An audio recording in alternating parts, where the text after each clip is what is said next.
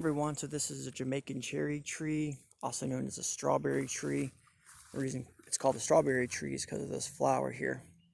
So I'm going to do a propagation video on this, and really it's just an experiment because I don't know how to propagate these. So I'm going to try two approaches and just put it in this video and, talk about what worked for me. Just so you know, this is actually happened to be producing. And so these cherries have been on here for several months now. I actually kind of gave up on them. I didn't think they'd ever ripen, but all of a sudden they started ripening. You see the red one right there. A little turn right, a little bit. Actually, here's a better one here. So kind of tastes like a watermelon Jolly Rancher. A little bit of aftertaste to it, but they're actually pretty good. And so I bought this from Hart, their nursery. It's tied to Warner Southern College out in Lake Wales. And when I bought it, I was told that I can't just take the seeds from the cherries and plant them because it won't produce the cherries, or maybe it'll produce a variation, but it won't be these right here. So I was told that if I want to have another one of these, I need to propagate it. So that's why I'm gonna do a propagation video, and see if I can maybe have a secondary tree, or maybe have some to give away to friends. I came up to the tree today to check and pick some cherries off of it, and noticed like I had two branches that were broken. So the very top up there, it's kind of hard to spot, but it broke off. And then there's a branch right here that broke off. So that's what prompted me to say, okay, I'll go ahead and try to propagate these, because I have those two areas that are broken off. So the tree, it grows really quickly. I had this thing was probably waist high about a year ago. And then now, as you can see, it's, well, before that branch broke, it was probably, I don't know, about 15 foot tall. I mean, so these things grow really quickly.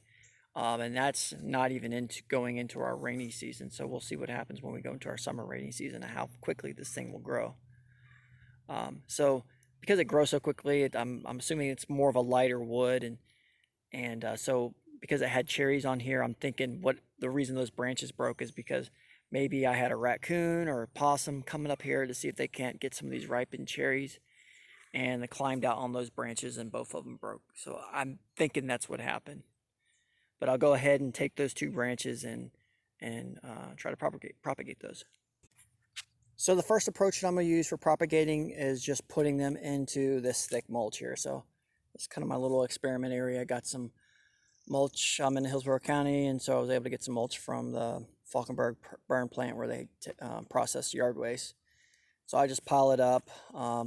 I plant some stuff in it, some okra and some sweet potatoes, and just to see how it goes. It will get better as this stuff breaks down. It'll make a really nice topsoil. But in the meantime, because it holds moisture so well, it does make a good medium for propagating plants.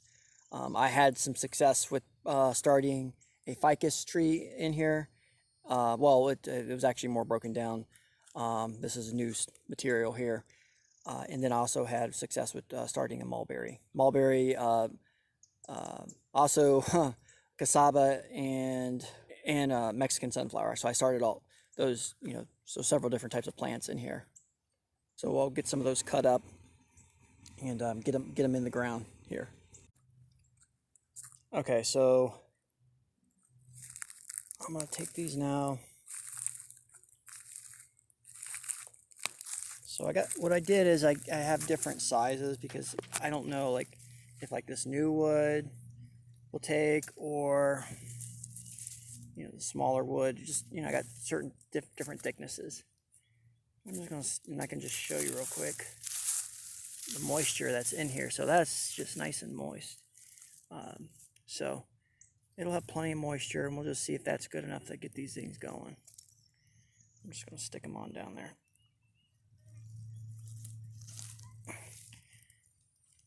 And you can tell this is not topsoil yet because it's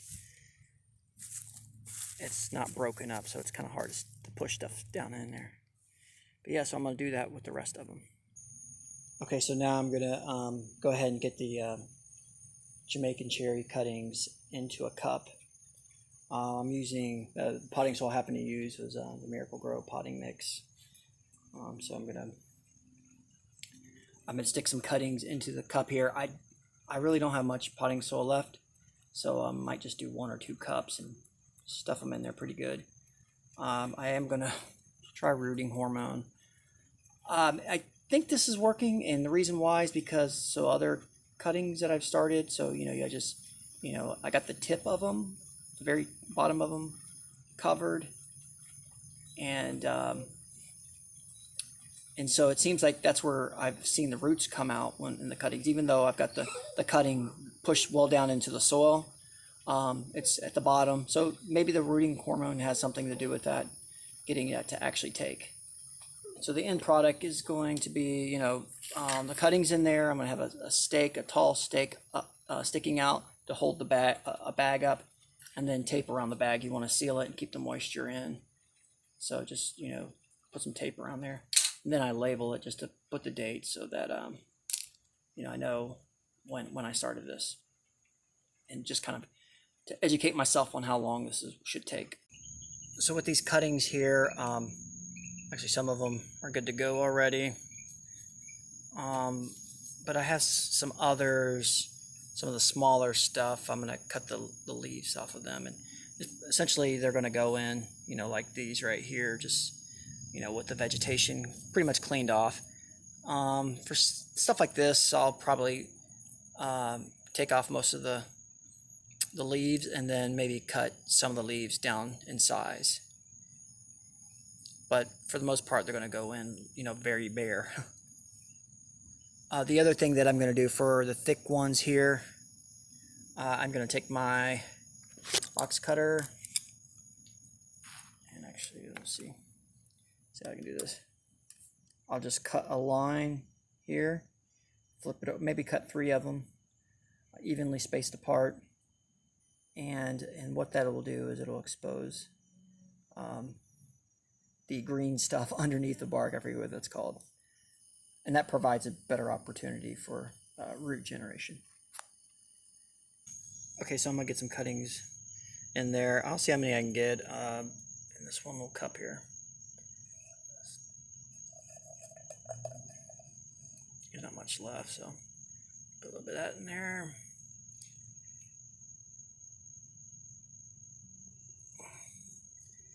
Get all the way down.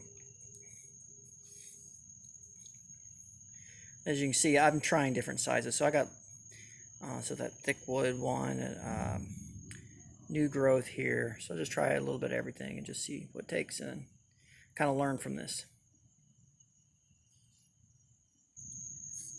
Okay, so I went for it and just stuffed them all in there, and I'm gonna have to cut them back because there's the bag there, and so I want that to be able to fit over top, keep that moisture in. So I'm gonna do that now. All right, so now the bag, they're all cut, and the bag can go over top. So add some water to it.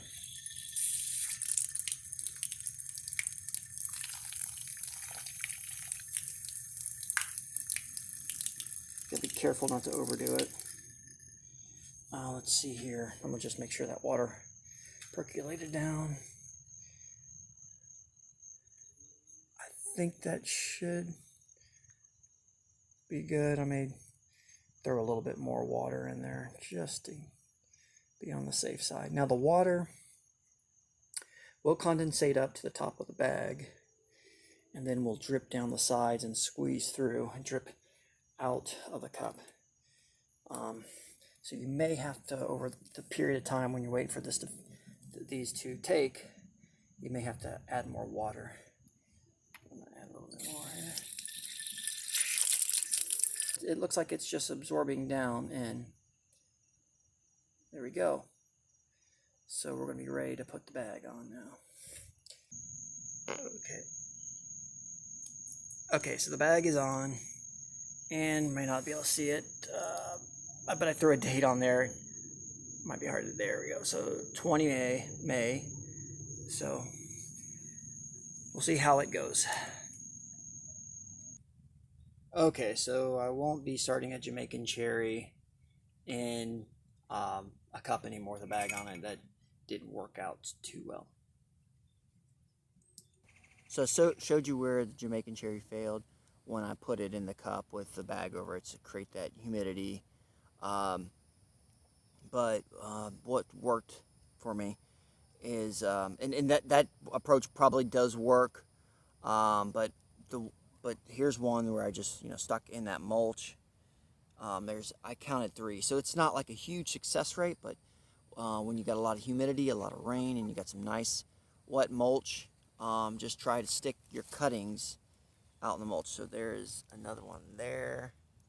There's another one there. So I have them growing. So this is leaf mulch. It's well, it's got a lot of wood material in it too. Um, but I have okra and sweet potatoes growing in here. So kind of create some cover as these things are trying to push out leaves. So yeah, so that's what works for me. I think that's probably the approach. It's kind of a pain dealing with the cups and the bags, and or creating some type of plastic dome, um, out of a punch container or whatever. Um, while those methods work, I like I like this approach better. And the great thing about it is that I don't have to like transition these out of that humid atmosphere. So like if I was to get those to start in the cup under the baggie, um, when you'd have to kind of transition them to just the regular, less humid atmosphere. And so I've had other stuff that's taken um, in a humidified setting, but where I fail is trying to transition them to our regular humidity. So I like this approach. Just having some mulch in the hot, humid, rainy part of summer. Just throw those cuttings in the soil, and that's what seemed to work really well for at least at a small success rate. But yeah, it was successful for the Jamaican cherry.